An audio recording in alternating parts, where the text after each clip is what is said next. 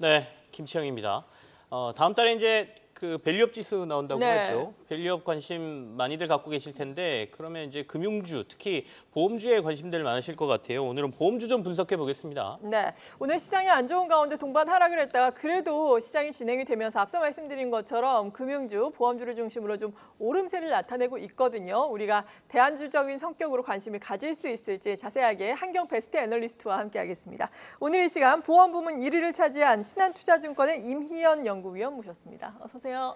안녕하세요. 네, 지난번에 이어서 또 이렇게 모시게 됐습니다. 계속해서 베스트 애널리스트에 선정이 되고 계신데 비결 좀 말씀을 공유를 해주신다면요. 네, 일단 한국 경제에서 이렇게 좋은 평가를 받게 되어서 정말 영광이고요. 사실 제가 이제 금융업종을 분석을 하면서 시장에서 가장 많이 받는 평가가 네. 아무래도 금융이 좀 이제 어렵기도 하고 조금 이제 진입 장벽이 높은데 좀 쉽게 설명을 해준다라는 그런 피드백을 좀 많이 받고 있어요. 네. 그래서 이런 부분들이 또 좀 이제 투자자분들께 좋은 이제 호응을 좀 이끌어내지 않았을까라고 생각을 합니다. 최대한 이제 그 지금 투자 의견 같은 경우에는 아무래도 좀 이제 직관적인 의견을 좀 드리려고 많이 노력을 하고 있고요. 네. 네네. 그리고 좀 숫자로 뒷받침이 되는 그런 논리들 위주로 자료를 작성을 하고 있는데 최근에 작성했었던 자료들 중에 보험의 정석이라는 자료가 좀 이런 부분들을 잘 반영을 해서 시장에서 좋은 호응을 이끌어냈었던 것 같습니다. 고등학교 생각나네요. 수학의 정석. 네. 아무튼 둘 다 어려운 것 같은데 네. 금융도 어렵고 수학도 어렵고. 하반기 이제 시장의 가장 큰 이슈는 금리 인하 아니겠습니까? 근데 금리 인하를 놓고 보험주를 생각해 보면 보험사들은 고객 돈 받아가지고 좀 금리 높은 상품에 투자를 해야 되는데 금리가 인하된다는 거는 어떻게 보면 상대적으로 불리한 요소다라고도 해석이 되거든요. 이 이슈를 보험주는 어떻게 해석해야 될까요? 네, 정확히 꼽아 주셨는데요. 네네. 사실 보험주는 금리가 빠지게 되면은 사실 이제 마진이 축소될 수밖에 없는 업종입니다. 금융업종에서 금리가 하락한다고 했을 때 유일하게 좀 이제 마진이 좋아지는 업종은 증권업종이라고 보시면 되실 것 같고요. 네. 보험사들은 그렇기 때문에 이제 금리가 하락하게 되면 아무래도 좀 이제 부담스러운 부분이 있는데 다만 마진 하락을 성장으로 어느 정도 상쇄를 할 수 있다면은 지속 가능한 이익의 증가가 확인이 될 수 있는 개연성은 있습니다. 그렇군요. 그리고 앞서서 저희가 말씀을 드린 것이 다음 달에 밸류업 지수가 발표가 된다라는 부분이었잖아요. 사실 뭐 금융 지주사를 중심으로 한 은행주라든지 이런 종목 같은 경우에는 적극적으로 밸류업 프로그램을 이미 밸류업을 좀 시행을 하고 있고 주주 환원 정책을 펼치고 있는데 보험주 같은 경우에는 좀 변화가 있겠습니까? 사실 보험주 같은 경우에는요, 은행주하고는 조금 다른 결로 접근을 하셔야 네. 하세요. 왜냐하면 은행들은 잘 아시는 것처럼 밸류업 프로그램이 발표가 되기 전에 먼저 굉장히 이제 그 시장 친화적인 주주환원 정책들을 발표를 하기 시작을 그렇죠. 했었고요. 네네. 그 배경은 사실 아무래도 그 자본력의 차이에서 있다라고 해석을 하시면 되실 것 같아요. 특히 보험 같은 경우에는 작년에 IFRS 17이라고 하는 이 새로운 회계 제도가 도입이 되면서 아무래도 좀 이제 그 규제 관련된 불확실성이 남아있는 상황이기 때문에 말씀하신 은행주들만큼 그렇게 적극적으로 어떠한 밸류업 정책을 발표를 하기에는 아직까지는 사실 조금 이제 부담스러운 상황입니다. 다만 일부 자본력이 충분히 지금 뒷받침이 되고 있는 보험사들 같은 경우에는 이제 좀 이제 주주환원 정책의 중장기 로드맵을 좀 발표를 한 상황인데요. 물론 아직 이게 뭐 밸류업 공시가 된 거는 아니고요. 네. 네네. 뭐 이제 그 분기 실적 발표 때, 뭐 반기 실적 발표 때 이렇게 좀 이제 공개가 된 내용들인데 예를 들면은 삼성화재나 삼성생명은 중장기적으로 최대 50%까지 지금 주주 환원율을 높여가겠다라는 이제 목표를 지금 그렇죠. 제시를 했고요.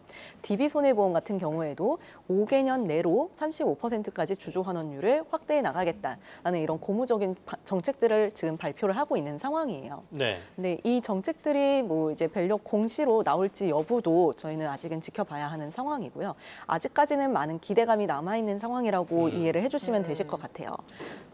그게 주가에 반영됐다고 봐야 되나요? 어쨌든 간 한 30% 정도 주가 상승이 있었던 것 같아요, 평균적으로.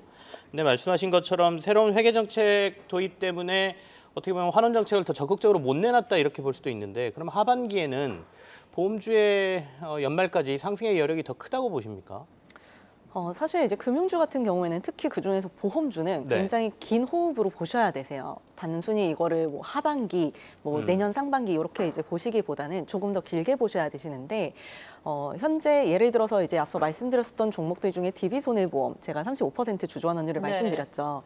제 추정치에 따르면 일단 2026년도에 연말 DPS가 한 10,000원 정도 지금 예상이 되고 있거든요. 네. 그럼 지금 현재 주가가 한 이제 11만 원에서 12만 원 수준이에요.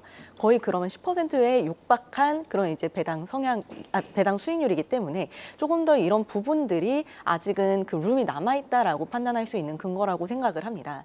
그리고 앞서 이제 마진에 대해서 금리가 하락하는 부분에 대해서 또 이제 포인트아웃을 해주셨었는데 사실 보험사들의 이익은 단순하게 이제 뭐 금리에만 연동이 되지는 않습니다. 네. 예를 들면 이번 2분기 실적 같은 경우에도 좀 이제 굉장히 뭐 어닝 서프라이즈가 크게 나왔었는데 당시에 이제 가장 컸었던 요인은 의료 파업으로 인해서 아무래도 뭐 진단이라던가 수술, 통원 치료 이런 것들이 좀 감소를 하면서 전반적으로 보험금 청구가 줄었었던 부분이 또 이제 이익에 많이 반영이 됐었거든요.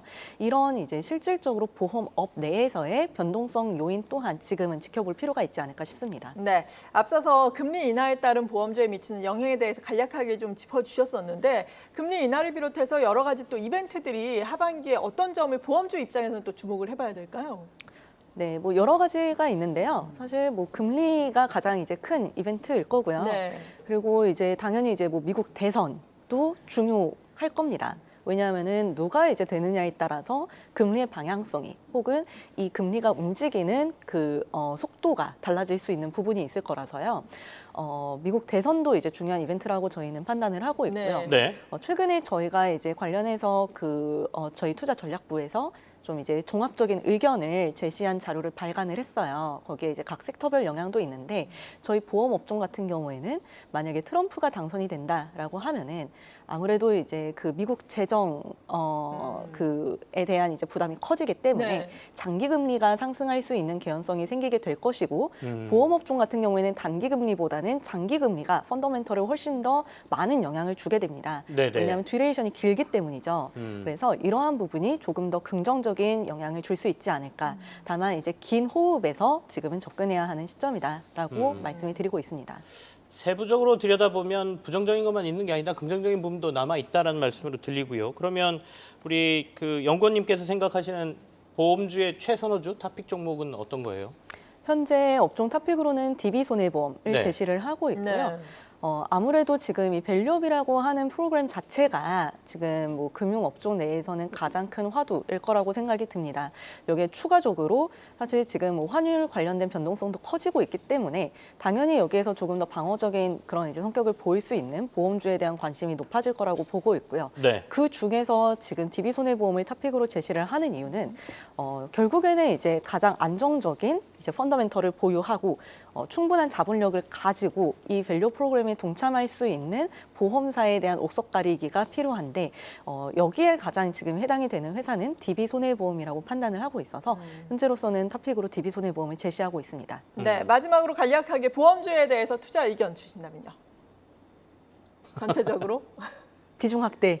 비중이 이만하다. 네, 네. 네, 방- 좋습니다. 방송에서 제일 무서운 게 침묵입니다. 그래서 저희가 순간적으로 등에 땀을 흘렸는데 고민하시다가 말씀하신 건지 네. 아니면 진짜로 비중 확대에 대한 자신감이 있으신 건지 제가 한 번 더 물어봐도 되겠습니까?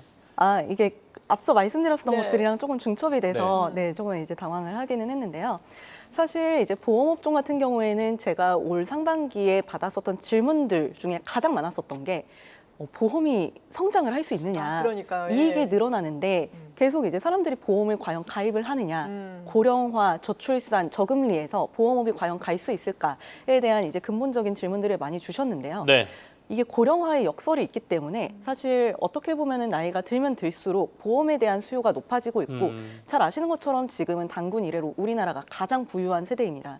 그렇기 때문에 저는 이 보험 업종에 대한 이제 수요는 지속적으로 있을 거라고 판단을 하고 있고 이러한 부분들이 보험업에 투자하시는 데 있어서 많은 도움이 되셨으면 하는 마음입니다. 네, 오늘 이 시간 이렇게 보험 부문 한경 베스트 애널리스트 1위를 차지한 신한투자증권 임희연 연구위원 모시고 도움 말씀 들어봤습니다. 감사합니다. 감사합니다.